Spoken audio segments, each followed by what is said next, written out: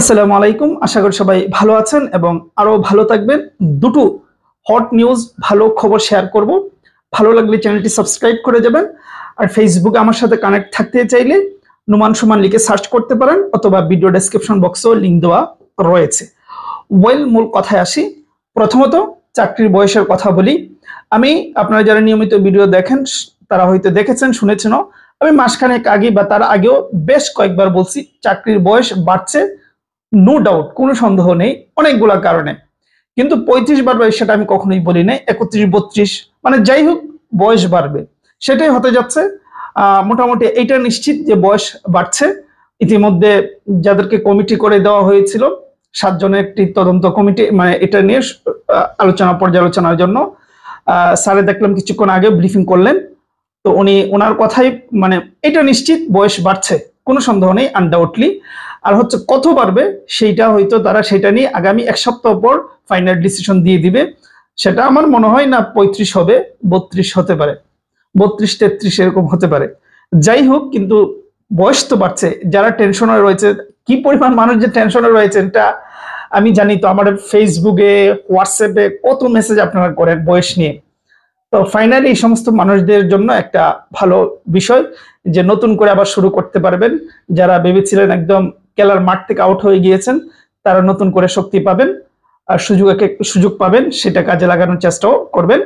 মধ্য কথায় আপনাদের নতুন করে আশার সঞ্চার হচ্ছে। বয়স বাড়ছে, বিভিন্ন কারণ স্যারেও নিজেও দেখিয়েছেন, কোভিড সহ আরো বিভিন্ন কারণ দেখিয়েছে, সুতরাং বয়স বাড়ছে।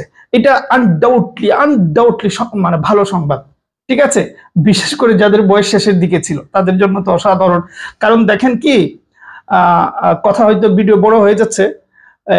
দুদকের কথা যদি বলি, প্রায় 3.5-4 বছর যাবত দুদকের কোনো নিয়োগ নেই, কিন্তু এর মাঝে ম্যাক্সিমাম মানুষের বয়স শেষ হয়ে যাচ্ছে।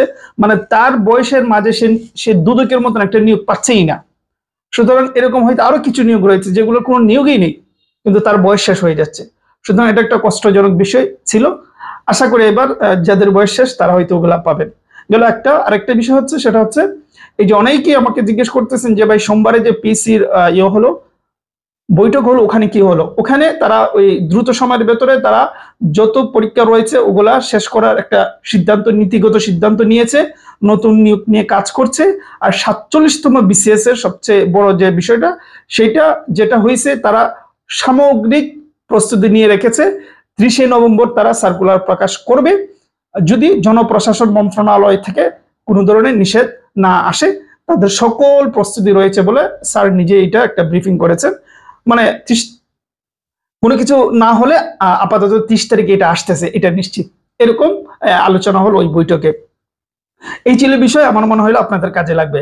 যাওয়ার আগে মনে করিয়ে দিচ্ছি, আমাদের যে খাদ্য, ভূমি, তারপর হচ্ছে আপনার সমাজ কর্মীর যে ইউনিয়ন সমাজকর্মী, তিনটা নিয়ে আমাদের একটা 5টি পরীক্ষার একটা আয়োজন চলতেছে। যারা ভিডিও দেখেন নাই, এই ভিডিও শেষে আমি জুড়ে দেবো, বা এই ভিডিওর ডেসক্রিপশন বক্সে সেই ভিডিওর লিঙ্ক থাকবে, ওখানে ডিটেলে বলা ছিল যে 5টি পরীক্ষা আমরা নেব আগামী শনিবার থেকে। যাদের ইচ্ছা রয়েছে তারা ওই 5টি পরীক্ষা দিতে পারেন, নিজেকে যাচাই করে নিতে পারেন। একদম এই নিকগুলো যেগুলো কথা বললাম, সেই নিকগুলো যেইভাবে পরীক্ষা নেয় সেই আদলে 5টি পরীক্ষা হবে, এবং আমাদের 3টি স্পেশাল সাজেশন দেওয়া হবে। তো চাইলে পরীক্ষা অংশগ্রহণ করতে পারেন, আগামী শনিবার থেকে হবে। হোয়াটসঅ্যাপে নাম্বার আছে, ওটাতে নক করলে আরো ডিটেলে জেনে যাবেন। ভালো থাকবেন, সুস্থ থাকবেন।